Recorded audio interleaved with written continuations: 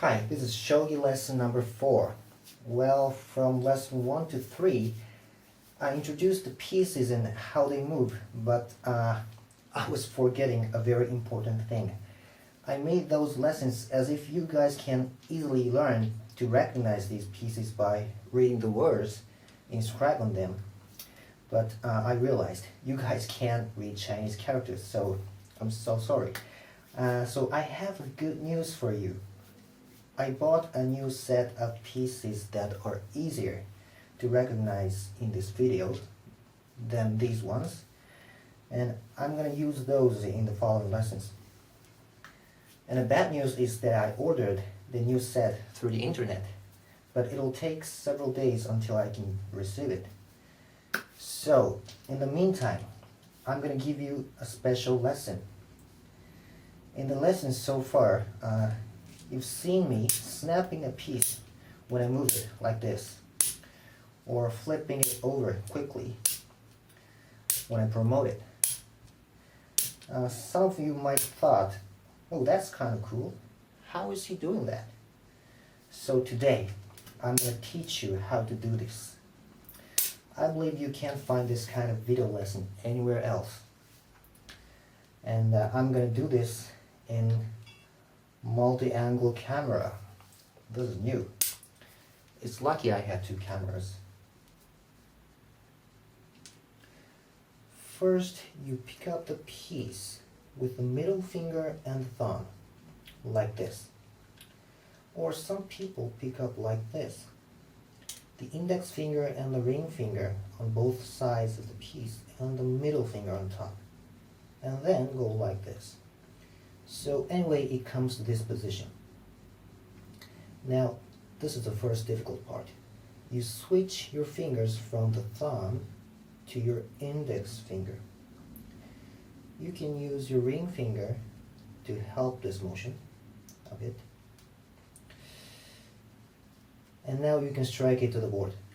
If you keep the index finger stuck on the piece, your index finger will get hurt, right? So you have to release your index finger an instant before the piece hits the board. And strike the piece by the middle finger, like this. It's all about timing. It's pretty easy once you get used to it. Okay. Next, I'll show you how to flip over a piece. When you promote, you pick up the piece with your middle finger and your thumb on both sides of the piece like this. And then you rotate the piece like this.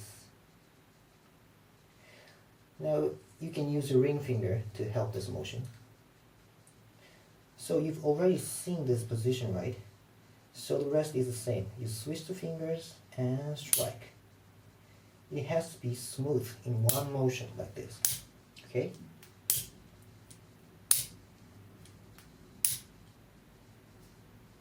If other pieces are blocking and it's hard to pick up, you can pull the piece a little with your index finger and then promote like this.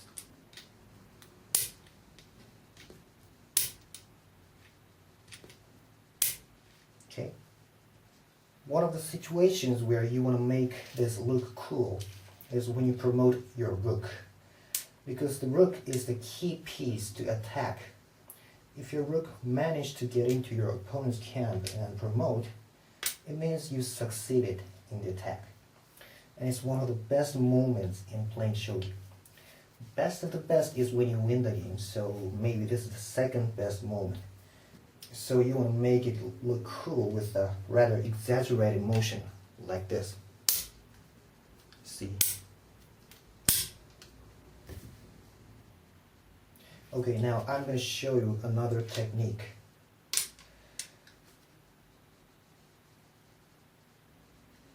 Suppose you want to move a piece to a square behind which one of your own piece already exists. You can't snap the piece like I showed you because this piece is in the way. So in this case, instead of striking the piece, we use this piece to make it look cool. We go like this. Did you hear the sound? You heard 3 clicking sounds, right? I'm going to show you in slow motion. 1, 2, and 3.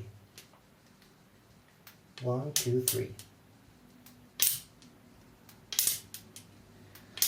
Well, if you do this in a game, your opponent will think, wow, this guy must be a very good player. I gotta be careful. So it has a psychological effect too. What if this was your opponent's piece?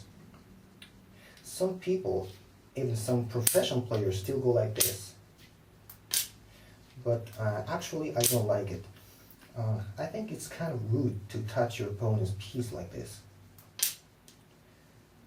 I think you should touch an opponent's piece only when you capture it. Oh, by the way, I will teach you how to capture a piece in lesson number 6. So, in this kind of case, I recommend something like this. See? Or, sorry. They also look kind of cool, right? And now I'll show you some variations. Suppose you want to move a piece from here to here. A common way is to just pick up and snap. Pick up and snap. But sometimes we go like this. We slide it to the destination and then snap.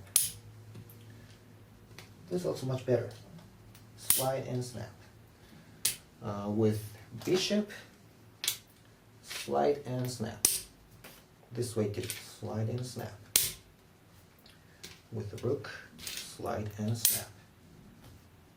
And also, if this silver wants to go there, you slide and snap, like this. Or slide and snap. Okay? Another variation. It often happens when we move the king or gold. Suppose you want to move it to here. We go like this. See? So if you want to move it to here, it creates kind of heavy and solid atmosphere which fits to the image of king or gold. We seldom do this with a pawn. And some people go like this. When it moves from here to here, they go like this. Well, I don't recommend this. It's considered to be rude. Okay, so while you wait for my next lesson, please practice these motions. Oh, and there's one more thing I want to talk about. I found something on the website I'm going to show you. So what I wanted to show you is a website about shogi. I found this website because I was looking up the internet for English translation of shogi terms, preparing for my following lessons. So if you search shogi in Google, there are a lot of websites about shogi, and one of those, I found this one very good. It's Wikipedia. I don't know who wrote this, but it's great. It explains about shogi in detail. See, you can see its first setup here, and you can see all the pieces. It translates the knight Keima as laureled horse. I think it's not correct. In lesson number 1, I translated as Cassia horse. I think that's a better translation. And oh, here are the figures about how they move. And promotion. Oh, there's game notation. I'm going to explain that later. And strategy text. Oh, here are the castlings. Yagura Castle and Mino Castle and Anaguma Castle. This is a bit wrong, but it only has 3 castles. Yeah, these are the most famous ones. But there are almost 100, I think, 100 kinds of castles. And I'm going to explain most of them in my video lesson, so you can look forward to it.